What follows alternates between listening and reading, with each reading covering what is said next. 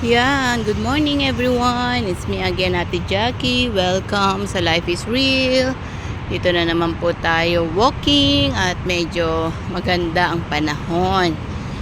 Okay, medyo may sun. Ayun ang sun. Pero at least di naman gaanong mainit. Di naman siya humid. Kaya okay siya. So thank God for umagang kay ganda. At narito na naman tayo. Bigyan natin ng kapurihan ang ating Panginoong Jesus. Okay?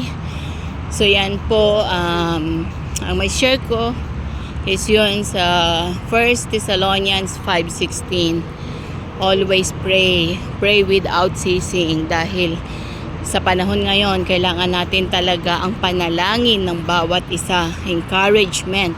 Especially yung mga nangyayari ngayon, 'di ba? Digmaan sa Israel. At yun sa Jordan, may nakita ko na parang sandstorm ba yun? Typhoon na talagang grabe. Parang lulukuban niya yung buong city, no? Dahil dadaan yung parang shadow ng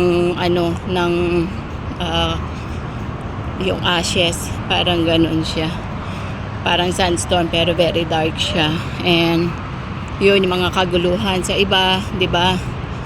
So, hindi natin alam. Ngunit, nakalaan naman yan sa Bible, salita ng Panginoon. Sabi niya sa Matthew 24 na darating ang mga digmaan, ang tagutom, ang mga nangyayari. Ito ay lahat ay mga sign, no? Sign na mangyayari sa mundong ito dahil malapit na talagang dumating ang Panginoon. Bakit po inaalaw ng Panginoon yung mga sign na yan? Para po maganap yung prophecy niya at para yan ay warning, magbago tayo at manumbalik sa Kanya dahil malapit na po dumating ang ating Panginoong Jesus.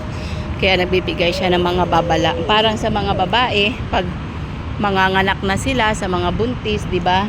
So, may warning na talaga hindi naman alam kung kailan talaga yung petsa na manganganak siya. Ngunit may mga sign na sumasakit ang tiyan, may sign na talagang masasabi naman yung due date, 'di ba? Masasabi pero hindi natin alam kung kailan talaga lalabas.